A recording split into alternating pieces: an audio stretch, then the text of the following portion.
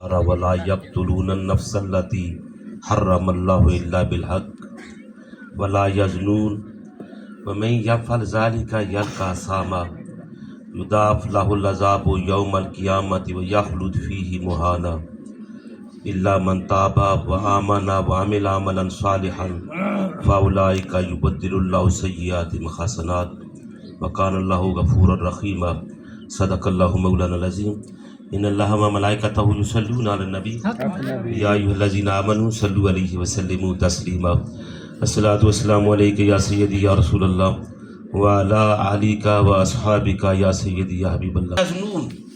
اور تیسری بات، بدکاری سے اپنے دامن کو بچا لیتے ہیں۔ یہ اللہ نے قرآن میں بیان فرمایا ہے کہ جو میرے مقبول بندے ہیں نا، ان تین قسم کی صفات ذمیمہ سے اپنے دامن کو بچا لیتے ہیں۔ دور جاہلیت میں یہی تین کام باعث عز و افتخار سمجھے جاتے تھے۔ لوگ اپنی فلاح شرک میں سمجھتے تھے۔ ناحق قتل کو بہادری اور شجاعت کی علامت سمجھا جاتا تھا، اور بدکاری کا اس قدر رواج تھا کہ پیشہ ور عورتیں اپنی مکانوں کی چھتوں پہ چڑھ کے جھنڈے لہرا کر لوگوں کو دعوت گناہ دیا کرتی تھی۔ مائزوں کا پہلے ذکر تھا نا، شرک، ناحق قتل، بدکاری، آگے بھی تین چیزوں کا ذکر ہے۔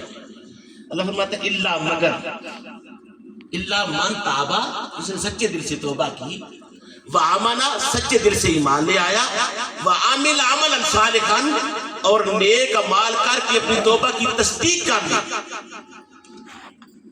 سچے دل سے توبہ کی، ایمان لے آیا اور نیک اعمال کیے، اللہ نے قرآن میں گارنٹی دیا فَأُولَٰئِكَ يُبَدِّلُ اللَّهُ سَيِّئَاتِهِمْ حَسَنَاتٍ، اس کے سارے گناہوں کو نیکیوں میں بدل دوں گا، اس کے سارے گناہوں کو پھر اس کے وہ گناہ نہیں دیکھوں گا۔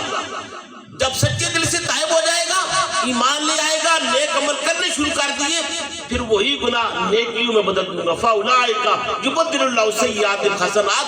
آگے اللہ فرماتا ہے وَكَانَ اللَّهُ غَفُورًا رَحِيمًا، اس میں شک نہ کرنا، میری شانی کا فریاد کو نہیں دیکھتے میں بخشنے والا ہوں، میری شانی رحمی کو نہیں دیکھتے میں رحم کرنے والا ہوں۔ یہاں پہ اس آیت کی تفسیر میں ایک چھوٹا سا ایک واقعہ آپ کی گوشت گزار کرتا ہوں۔ علامہ غلام رسول سعیدی رحمۃ اللہ علیہ نے تبیان القرآن میں ان آیات کی تفسیر میں یہ نقل کیا ہے۔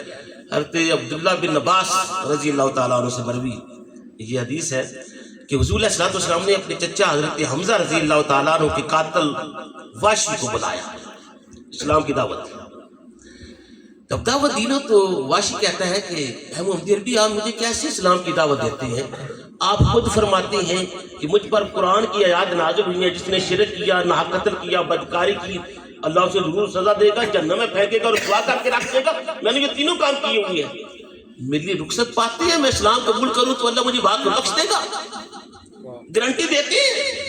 حضور نے اگلی آیات پڑھ دی الا من تاب وآمن وعمل عملا صالحا فاولئک یبدل اللہ سیئاتہم حسنات۔ ویسے اللہ قرآن میں فرماتا ہے جس نے توبہ کی، سچے دل سے ایمان لے آیا، نیک عمل کرنے شروع کر دیے، میں اس کے سارے گناہ نیکیوں بدل دوں گا۔ اب ویسے پتہ کہتے ہیں ممدیر بھی یہ کام بڑا مشکل ہے، میں توبہ پہ استقامت مجھے نہیں ہوگی،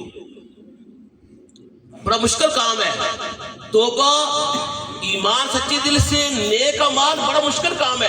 اس کے علاوہ رخصت پاتے ہیں، گارنٹی دیتے ہیں میں اسلام قبول کروں اللہ مجھے معاف کر دے گا۔ حضور علیہ السلام نے قرآن کی آیت پڑھی ان اللہ لا یغفر ان یشرک بہ ویغفر ما دون ذلک لمن یشاء۔